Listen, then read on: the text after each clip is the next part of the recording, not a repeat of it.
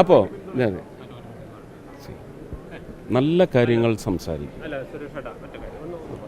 25 കോടിയുടെ അല്ല, ഞാൻ പറഞ്ഞ എൻ്റെ പങ്കാണ്. എൻ്റെ അല്ല, അത് നോക്കും. തൃശ്ശൂർ മാത്രമായിരിക്കില്ല, അങ്ങനെ ചെയ്യാൻ പറ്റില്ല. അത് നോക്കും. ഞാൻ ഈ പറഞ്ഞ എൻ്റെ വരുമാനത്തിൻ്റെ ഒരു ഇതനുസരിച്ച് എന്തായാലും 50, 60, 70 ഉറപ്പാണ്. അത് 1 കോടി ആയാൽ 1 കോടിയാക്കും. എനിക്ക് തോന്നുന്നു ഒരുപാട് പേര് അതിനകത്ത് വന്ന് പങ്കുചേരുന്നതാണ്. അങ്ങനെ വന്നാൽ നമുക്ക് ജനങ്ങൾക്കൊരു, കാരണം കോവിഡ് എന്ന് പറയുന്നത് ഗവൺമെൻറ്റിന് വേണ്ടിയല്ല, ജനങ്ങൾക്ക് വേണ്ടിയാണ് അവർ ജീവൻ പണയം വെച്ച് ഓരോ അപകടം പതിയിരിക്കുന്ന ഡോറും ചെന്ന് തുറന്ന് അതിൽ നിന്നുള്ള വായു അവർക്ക് ഡയറക്റ്റ് കോണ്ടാക്റ്റാണ്. എത്ര പേർക്ക് PPE കിറ്റ് കിട്ടി, എത്ര പേർക്ക് മാസ്ക് ഇട്ടുകൊണ്ടാണ് ഇത് ചെയ്തത് നമുക്കറിയത്തില്ല. അപ്പോൾ ഒരുപക്ഷെ അവരുടെ ജീവനും ജീവിതവും മുമ്പോട്ട് എന്തെന്ന് പോലും ഒരു കണക്കെടുപ്പോ കണക്കൂട്ടലോ ഒന്നും നടത്താതെ എക്സ്പോസ് ചെയ്യുകയാണ്.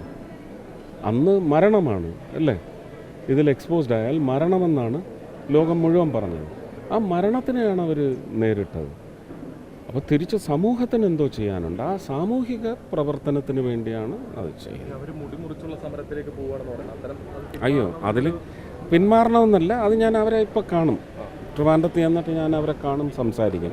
അങ്ങനെയുള്ള കാര്യം പൂരം എല്ലാം ഗംഭീരമായിട്ട് നടക്കും. നിങ്ങൾ ചർച്ചയാക്കിക്കോളൂ.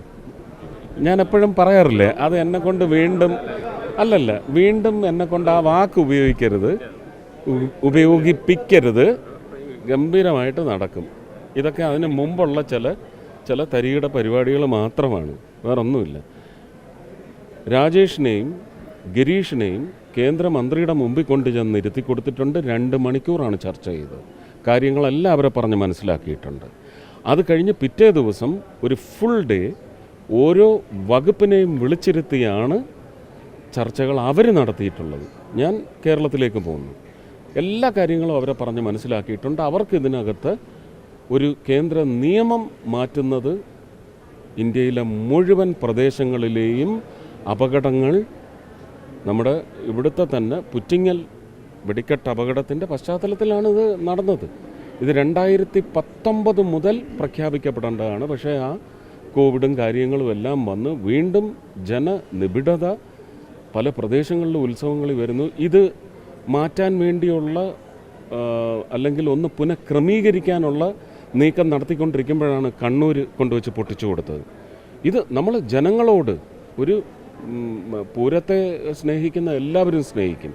പക്ഷേ അപകടങ്ങൾ നിയന്ത്രിക്കുന്നതിന് ഉത്തരവാദപ്പെട്ട ബോഡീസ്, അത് ഉദ്യോഗസ്ഥരായാലും ശരി തന്നെ, അവർക്ക് നിയമത്തിൻ്റെ രൂപത്തിൽ നിർദ്ദേശം നൽകുന്ന സർക്കാരായാലും ശരി തന്നെ ചെയ്യേണ്ട കാര്യങ്ങൾ ചെയ്തില്ലെങ്കിൽ ഈ ജനങ്ങൾ ആരോടാണ് ഇത് ചോദിക്കുക? കോടതികൾ ആരോടാണ് ചോദിക്കുക? ഇങ്ങനൊരു കാര്യമുണ്ട്. നമുക്ക് വേലയ്ക്ക് പെർമിഷൻ എടുക്കുന്നതിന് ഞാനും കൂടെ അവരുടെ കൂടെ നിന്നിട്ട് അവരൊന്നും അത് പറയത്തില്ല. കാരണം രാഷ്ട്രീയ വളർച്ചയായി പോകുമല്ലോ. അല്ലെങ്കിൽ ഗിരീഷും രാജേഷും പറയട്ടെ ഹൈക്കോടതിയിൽ എന്തൊക്കെയാണ് നീക്കങ്ങൾ നടത്തിയതെന്ന്. അതിന് സുപ്രീം കോടതിയിലുള്ള വക്കീലന്മാർ എത്ര പേർക്കാണ് അതിനകത്ത് പിന്തുണ ഏകാനായിട്ട്, ടെക്നിക്കലായിട്ടുള്ള പിന്തുണ നൽകാൻ സാധിച്ചതെന്ന് അതവർ പറയട്ടെ.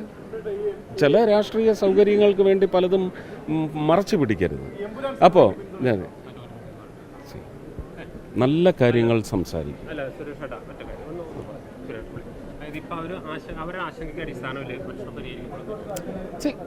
മാഗസിൻ എന്താണെന്നുള്ള ഡിസ്ക്രിപ്ഷൻ കോടതി ചോദിച്ചിട്ടുണ്ട്. അതിനെക്കുറിച്ച് അവർ പറഞ്ഞോ? കോടതി എന്താ പറഞ്ഞിരിക്കുന്നത്? കോടതിയുടെ ഒരു സ്ക്രിപ്റ്റ് നിങ്ങളെടുത്ത് അവരുടെ അടുത്തുനിന്ന് തരാൻ പറ. ഇതെന്താ അവർ കാണിക്കാഞ്ഞ്? The notification contains substances which are unreasonable and unacceptable എന്ന് ഹൈക്കോടതി പറഞ്ഞിട്ടുണ്ടോ എന്ന് നോക്ക്. ഹൈക്കോടതിക്ക് ബുദ്ധിയുണ്ട്.